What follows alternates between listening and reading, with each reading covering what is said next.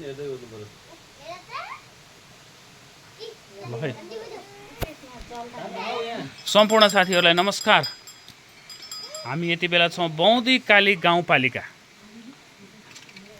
यो त नवलपुर पऱ्यो कि नवलपरासी पऱ्यो बुवा? नवलपुर। हाम्रो यो नवलपुर गाउँ नै भन्दा पूर्वपट्टिको भाग नवलपुर। अकलादेवी मन्दिर विशेष धार्मिक तथा पर्यटकीय स्थल। हामी एक शक्तिशाली शक्तिपीठको भित्र छौँ हामी देवीको मन्दिरमा। र यो मन्दिरको विशेषता, यहाँ देवीको विशेषता भनेको पौराणिक मान्यता, यो ढुङ्गा चाहिँ सानो थियो पहिला चाहिँ।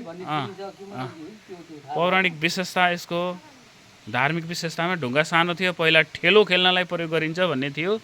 बढ्दै बढ्दै यो ढुङ्गा यत्रो भएको भन्ने हाम्रो किम्वदन्ती रहेको पाइन्छ।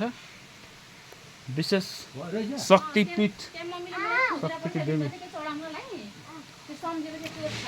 तपाईँ हामी देख्न सक्छौँ।